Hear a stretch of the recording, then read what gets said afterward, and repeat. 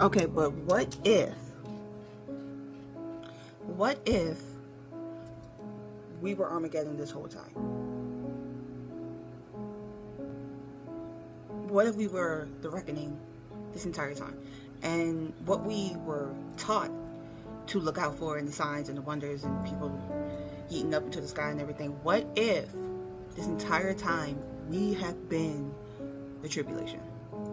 And not for us, for our oppressors. So I've been deconstructing for roughly 8 years. And I grew up in the church, and one of the stories that scared me the most was the story of Armageddon, was the story of the apocalypse, the rapture, Revelation, all of that. So as I grew in my understanding of that story and how it's used in that present moment then versus how it would be looked at now, it helped me to understand and kind of not so much get rid of some of the fear, but put it into a different perspective. So what if this entire time it's been us? Us. Because it's not lost on any of us how so many of the things that we are just existing is vilified, is demonized, because we do not operate in the ways in which polite society would like us to, in the ways in which oppressive forces would like us to. And because we were taught this thing in the ways in which we were taught it, we were taught to hate anything that actually looked like us. So, if I'm recalling correctly, during the times of tribulation and leading up into what would become, not tribulation, but what would become the rapture, and then 7 years and all this stuff, my brain has kind of dumped some of it out so I can get over the fear of those things as I've been deconstructing. So, but from what I can recall, there are supposed to be signs of how to identify these like beings, and they are to have certain hues and certain colors about them and certain ways about them.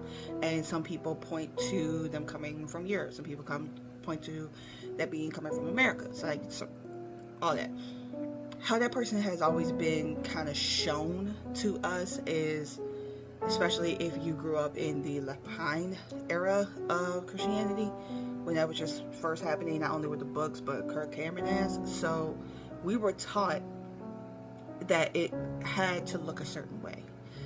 And as I've deconstructed and really dove into African traditions, really like positioned myself back into those spaces that I was taught to vilify growing up when I was heavy into Christianity. Hoodoo, root work, ATRs,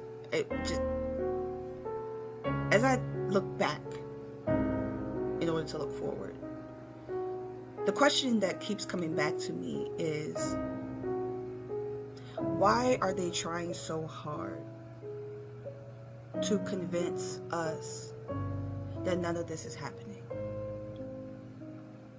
That what we are actively experiencing, because the scales are falling off of so many of us in rapid succession, that no one can try to pivot us and go, what you're seeing is not what's actually there anymore. It used to be a lot easier.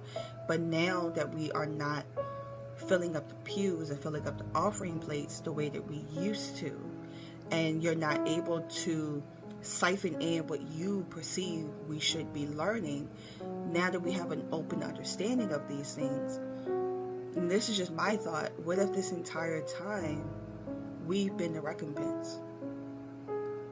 It's not lost on me how the ancestors are knocking over as many things between the washer and dryer as possible.